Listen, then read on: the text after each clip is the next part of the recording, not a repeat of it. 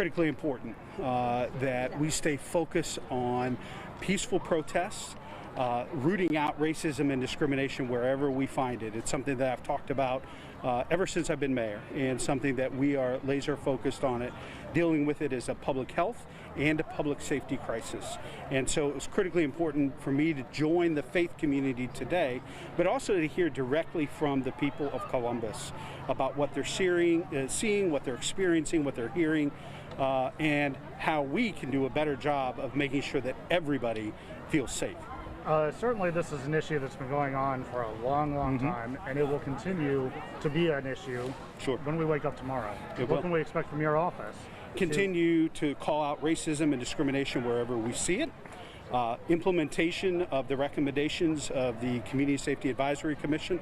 One of those top priorities is going to be, something has to be negotiated, but having an independent, external group reviewing, cases involving the police, and having that independent review board have the power it needs to do its job to provide that civilian oversight.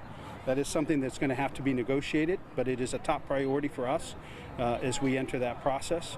But we also need to focus on getting more officers and firefighters of color. As you know, I put out a challenge to double that number over the next 10 years.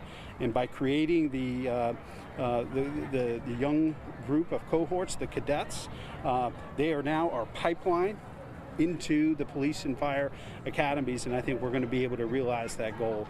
Continue training around implicit bias and continuing to change. The many members that I heard from today, and I've heard from the community, there's still an awful lot of our African American brothers and sisters, our neighbors, that feel like they're being policed as opposed to having the police serve and protect them. And that is work that is going to continue to be a top priority for me and for Chief Quinlan. Last night was the first night with the curfew. How do you feel the community responded to that, obviously, as we approach another night with that in place? Well, there are a number of things that I think have us headed in the right direction, as opposed to those late night, early hour mornings of destruction, of fire, and those types of things. One of them is the curfew. The other was, and I'm grateful to the governor for his response and General Harris's leadership by activating the National Guard to help us. The community. I think the overwhelming majority of peaceful protesters have seen that there are these other criminal elements. We know they're coming from white nationalism groups that are interested in racial strife and a race war. We know that there are anarchists and folks from Anonymous that are interested in overthrowing the government and disrupting our way of life, and they're trying to hijack overwhelming majority of peaceful protests and committing violence and committing crimes late at night and the early morning hours. And so we're really going to be targeting those folks that are here, that are coming from outside our community to conduct violence, crimes, and damage our city. Certainly, I'm sure you've seen some of the videos from the protests where pepper spray has been used and other methods by the police. Yes. When you see those, I'm going to speak specifically to the video with Congresswoman Beatty and Council President Hardin. When you see that from the police, do you go back and do you address that with Chief Quinlan? I did this morning, and I saw a number of pictures and videos, from a variety of different places yesterday. And I shared very directly and clearly with the chief that did not meet my or the community's expectations for how we engage peaceful protesters.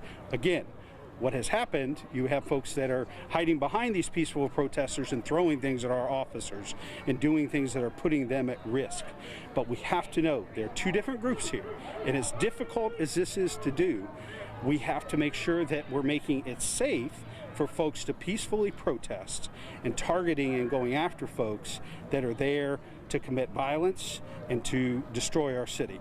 And it means that we are going to have to engage and deal with folks differently. So I told him very clearly that what I saw yesterday didn't meet our community's expectations for engagement. He heard that, and he is making changes to reflect that. Do you know what those are? Those are things you'd have to talk to him about.